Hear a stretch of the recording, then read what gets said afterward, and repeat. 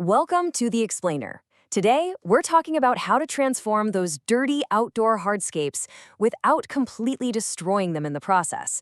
We're going to break down the exact methods that the pros use to keep driveways, patios, and pool decks looking absolutely pristine year-round and ultimately save you thousands of dollars in permanent damage. So let's dive right into it. The big question: can water really permanently destroy solid concrete? I know, it kind of seems impossible, right? Concrete is literally the foundation of our cities. But the answer is a resounding yes. Because water, when it's highly pressurized, acts less like a liquid and, well, a lot more like a liquid chisel. See, using the wrong technique can just blast away that top layer of cement paste, leaving you with permanent damage. Concrete might look completely solid to us, but it's actually packed with tiny pores and voids.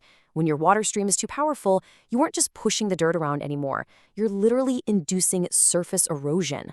You can cause permanent etching, those terrible white wand marks you sometimes see on driveways, or even spalling, which is where the concrete literally chips and flakes away. That top cream layer is your concrete's main defense, and once it's gone for good. All right, so here is our roadmap for today. We're going to cover the complete cleaning life cycle. We'll start off with safety, look at washing methods, choose our equipment, walk through the safe cleaning steps, discuss sealing, and then finish up with some seasonal maintenance. Let's kick things off with Section 1, Setup and Essential Safety.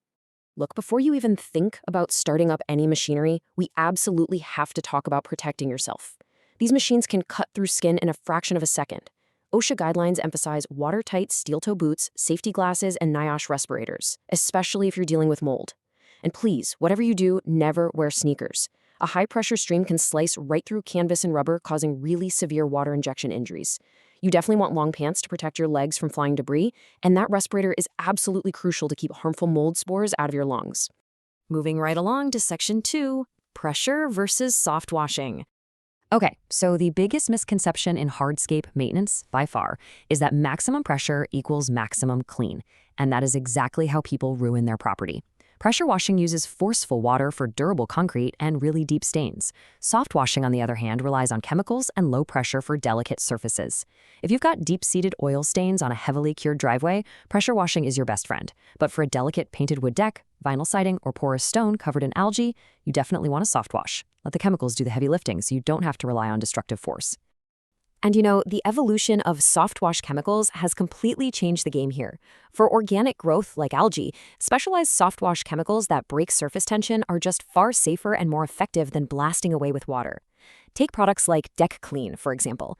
They are highly rated because they use nanoenergy to literally dislodge the algae right out of the pores without relying on any harsh bleaches or biocides. It's actually so safe that it doesn't even require protective gear to handle, meaning it's not going to harm your pets, your plants, or the local aquatic life in the runoff. All right, on to Section 3, choosing the right equipment. Now, if you do find that you need to use pressure, selecting the correct nozzle is absolutely make or break for your concrete. You'll notice how the color coding works universally across these machines. The white 40-degree nozzle spreads the water out safely, making it perfect for general rinsing. The green 25-degree, that's your workhorse for everyday cleaning. The yellow 15-degree is for aggressive spot treatments. But here is the most crucial point on this slide: the red 0-degree nozzle. Never, ever use it on concrete. It focuses all the pressure into a tiny laser-like point and creates an extreme risk of etching. Just keep it far, far away from your driveway. And this quote brilliantly illustrates the massive consensus among the pros. If you do not have a surface cleaning attachment, you are 100% doing it wrong. A surface cleaner kind of looks like a floor buffer, but underneath it has a spinning bar with two nozzles. Because it hovers at a consistent height and spins at super high speeds, it distributes the pressure perfectly evenly across the surface. You literally just walk behind it, and it completely eliminates those messy, uneven zebra stripe wand marks, all while cutting your cleaning time tenfold. It's a total game changer. Which brings us to Section 4, Safe Cleaning Step by Step. So let's actually walk through the exact execution for concrete so you can get those professional results. First, clear the area. Then pre-wet to prevent rapid chemical absorption. Let your cleaner dwell, keep the wand at least 12 inches away, use consistent passes, and finally, rinse it completely clean. Pre-wetting is actually a step that most amateurs skip. If you apply a cleaner to bone-dry concrete, the porous surface sucks the chemical down way too fast, which causes streaking. Wetting it first keeps the cleaner right on the surface where the dirt actually is. Also, make sure to overlap your passes slightly to avoid missing any spots, and rinse thoroughly so no residue is left behind to mess with your sealant later. Now here's a massive pain point for a lot of homeowners. What do you do about the pool? If you're cleaning a pool deck, all that mold, algae, and muddy water naturally just wants to flow right over the edge. And blasting dirty runoff straight into pristine pool water will completely destroy your pool's chemistry, potentially costing you hundreds of dollars in professional reshocking and balancing fees. No one wants that. Thankfully, the pros have a very specific method to avoid this. First, you cut the edge by spraying backward, toward your feet for the first 8 to 12 inches. Second, angle your surface cleaner so the runoff pushes outward, totally away from the water.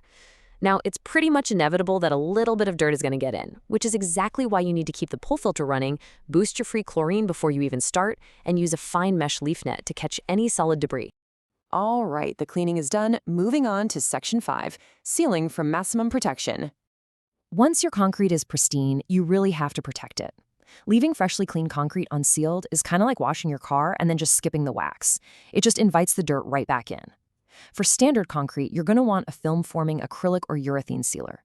Think of it like a clear, resilient shield right over the top, stopping oil and dirt from ever touching the actual surface. But if you have porous natural stone, something like travertine, you need a penetrating sealer. Travertine needs to breathe, and a penetrating sealer sinks deep into the stone, protecting it from within while keeping that really nice, natural matte look. One crucial tip here. If you're sealing a pool deck, adding a traction additive like Shark Grip to your sealer is an absolute non-negotiable for safety. Film-forming sealers look fantastic, but when they get wet, they can turn a pool deck into a literal ice rink. By mixing a silica or clear polymer grip additive into your final coat, you get to keep that beautiful wet look finish while making sure that running kids and wet feet stay firmly planted safely on the ground. And finally, let's wrap things up with Section 6, seasonal hardscape maintenance. You see, proper maintenance isn't just a one-and-done chore. It's a year-round cycle that really extends the life of your hardscape. It's a rhythm. In the spring, that's when you do your deep clean and seal your concrete. In the summer, make sure to monitor your pool's pH. High heat causes evaporation, and highly acidic water splashing on your deck will literally eat away at the stone. Come autumn, fill any of those tiny surface cracks with epoxy so the winter moisture doesn't seep in, freeze, expand, and shatter your patio. And finally, in winter, ditch the harsh rock salt and use a gentle, non-corrosive calcium magnesium acetate to melt the ice. So, what does all this mean for you? Ultimately, the difference between a beautifully maintained patio and an etched, ruined slab comes down entirely to the techniques you choose. So, what's your next step going to be? Are you going to grab that red nozzle and just hope for the best? Or will you take the professional, calculated approach? Armed with this knowledge, you are completely ready to protect your investment and maintain your hardscapes safely. Thanks so much for joining us for this explainer, and we will catch you next time.